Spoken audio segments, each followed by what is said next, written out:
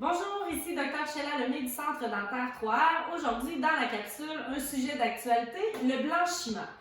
Est-ce que je peux faire un blanchiment dentaire à la maison?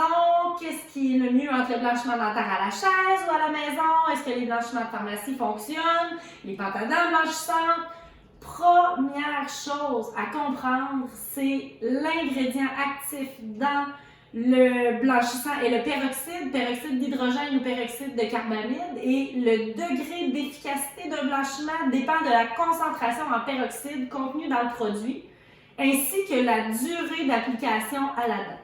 Un dentifrice blanchissant qui peut être en vente libre sur les tablettes, non seulement est très dispendieux, mais la concentration en peroxyde est faible et le temps de contact entre le peroxyde et les dents, aussi bien dire que c'est nul. Alors on élimine, achetez-vous un dentifrice simple, aucune indication de prendre un dentifrice blanchissant. Les bandes qui se vendent en pharmacie, même principe, pour avoir des concentrations qui sont acceptables par Santé Canada et que monsieur, madame, tout le monde puisse s'en acheter, s'en procurer. Il faut comprendre que oui, ça peut être efficace, mais ça prend beaucoup d'applications. Au final, c'est pas tellement économique et comme les gouttières ne sont pas parfaitement adaptées aux dents, si on a du chevauchement ou encore des déchaussements dentaires, bien, ça peut occasionner de la sensibilité, des changements de teinte inégales. Avant de faire un blanchiment, il faut s'assurer d'avoir une condition gingivale et parodontale optimale, donc les gencives doivent être saines. Il faut s'assurer qu'on n'a pas de caries, il faut s'assurer que si on a des dents déchaussées en bouche, on peut avoir de la sensibilité post-opératoire. Si on a des restaurations, des plombages blancs sur les dents d'en avant ou de la porcelaine, ça ne blanchira pas non plus. Donc, il faut d'abord avoir un examen dentaire professionnel. Et si on veut faire un blanchiment, qu'il soit à la chaise ou à la maison, les deux techniques peuvent très bien convenir. Le blanchiment à la chaise s'effectue avec une lampe zoom et des concentrations en peroxyde qui atteignent 25 %. C'est trop élevé pour pouvoir le faire à la maison.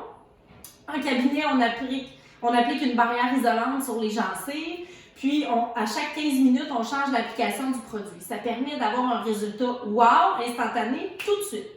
Mais nous, au Centre dentaire 3R, on a décidé de donner et fournir gratuitement les gouttières pour, oui, non seulement avoir le blanchiment dentaire à la chaise, mais bien pouvoir continuer à la maison par la suite avec des seringues et des moules qui sont faites sur mesure pour vos dents, qui seront bien adaptées pendant quelques jours. Le gros bénéfice, c'est qu'on peut optimiser le blanchiment dans un temps ponctuel X, mais aussi, puisqu'on a toujours les gouttières, on peut faire des retouches dans le temps, après 6 mois, après 1 an, après 2 ans.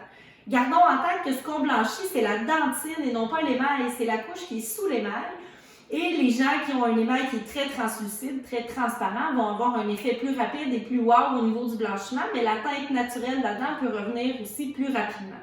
C'est pas meilleur un blanchiment à la maison ou à la chaise, il faut juste être bien conseillé et choisir ce qui s'adapte le mieux à notre besoin. Mais clairement, les blanchiments dentaires professionnels en cabinet sont plus performants dans le temps qu'un blanchiment de pharmacie qui peut effectivement être aussi efficace, mais prendre plus de temps et être moins précis dans les détails.